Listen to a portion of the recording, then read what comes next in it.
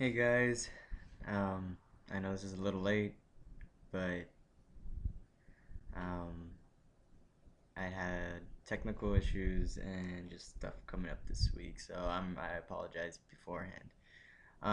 So my hot topic was on dropout prevention, which is kind of ironic because for my other class, this was actually a major point in my lit review. All right, so let's get started.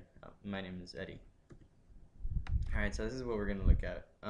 So basically, everyone knows what a dropout is someone who leaves the school entirely and doesn't come back. So we're gonna be looking at the high school dropout rate. Where does it happen the most? The reasons why students are dropping out, what educators are doing to avoid dropouts, and what's being done on a national level. All right. So what is the national high school dropout rate? So right now we're looking at a one about over 1.2 million students drop out of high school. Um, about 25% of high school freshmen fail to graduate high school on time, and in some cases, retention is less than 50%. Uh, this is mostly seen across the board with minorities, mostly Latino students and African American students, um, which is kind of typical. A lot of immigrant families believe that um, their children should work and school should come second. Um, a lot of people believe that if they don't work, then they'll never make it out in life, that they'll never achieve anything. So they start working at a small age, at a young age, stuff and stuff like that. Where is the dropout rate the highest? So, um, Ohio, Nebraska, Iowa, DC, New York. I was also looking at Nevada and Arizona. Um, these are actually not their dropout rates, it's their retention rates. So these are this is the percentage of students that actually graduate from these states. So only 45% of the students in Ohio actually graduate, make it past high school. Iowa 41%, DC 38%, which I would have thought it would have been higher. Um, in Nevada and Arizona, they were also in the 40s. Um, Mostly these are high minority states. Lots of immigrants, lots of people from different parts of the world, lots of African American students.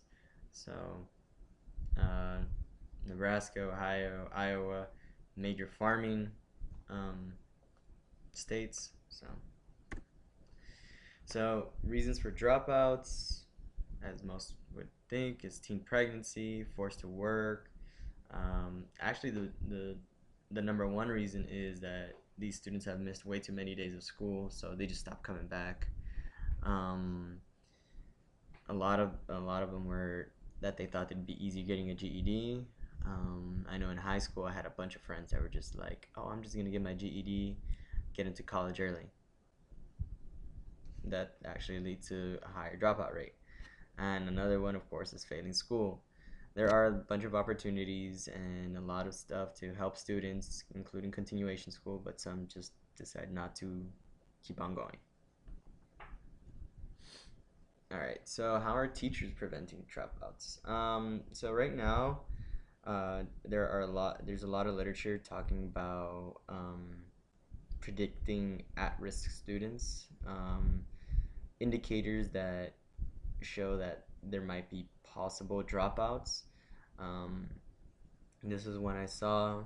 Um, so basically, they look at both behavior and the academics. So they're looking at GPA, they're looking at suspensions, they're looking at expulsions, they're looking at um, isolated behavior, they're looking at depressive behavior, anxiety, acting out in class.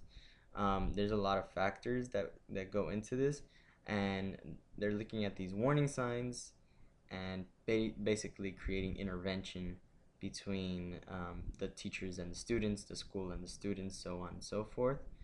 Um, One of the things that has played a big factor in this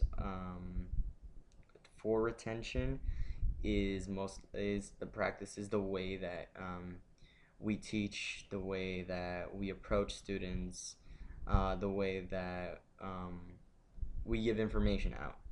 So changing a school climate, basically making a more accepting environment, like a safe environment for the students, one where they don't feel pressured um, by other races, by other students, and so on and so forth.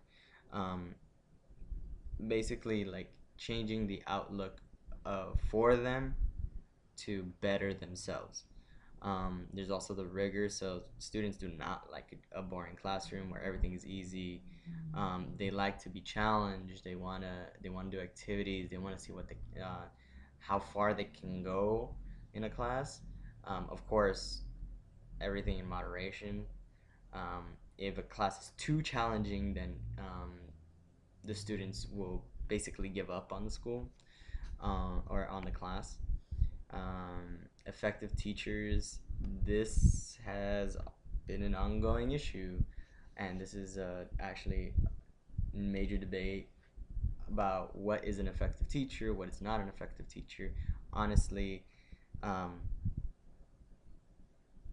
it's all very situational in my point of view. Um, a teacher that is an effective teacher for high school might not be an effective teacher for um, elementary school. Uh, an elementary school teacher might not be an effective teacher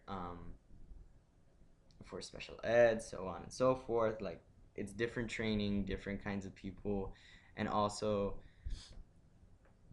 the most effective teachers are those that understand the students, where they're coming from, their backgrounds, and actually want to participate within the community as well.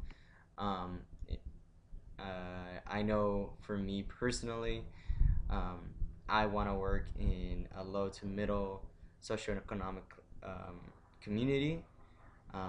It's how I grew up. I want to work with mostly like first generation, minority students, immigrant students. These are students that like I can relate to because I grew up in that kind of same environment. Um, as a teacher that maybe grew up in a more higher socioeconomic class community, maybe they'll be able to be more effective in a higher socioeconomic class community.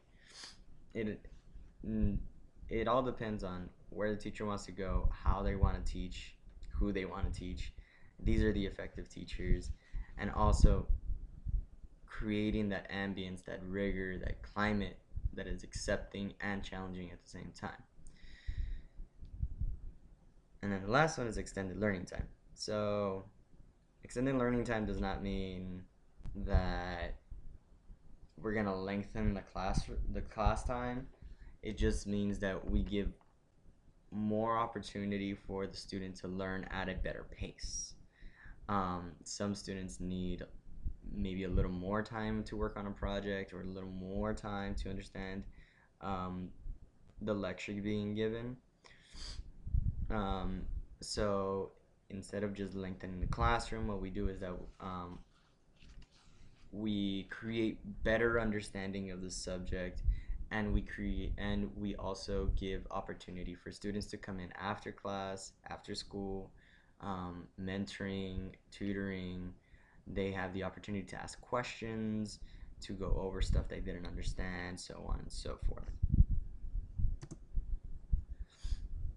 And then the last one, of course, is the dropout prevention programs. So all across the United States, in every state, within every country, and in every major city, there are dropout prevention programs. Um, of course, most of these are in minority communities. Um, the one that they show on this article are in Chicago, Ohio, um, and Houston. So we're talking about mostly immigrant students, minority students, and low socioeconomic class students. Um, Most of these programs, they all have different names, but they all implement the same thing: hands-on training. So there's a lot of vocational training going on in these programs. Um, Wood shop, welding, um, some had medical terminology, others are doing car shop, chop shop, basically.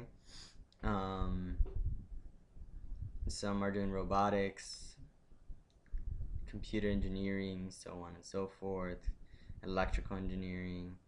Um, they all also have teacher-student mentorship, so each student is assigned a teacher, and they have to meet up with them every week and go over what they have learned, what they have done. Has there been any progress? Has there been any decline in their work, in their grades, so on and so forth? Basically, um,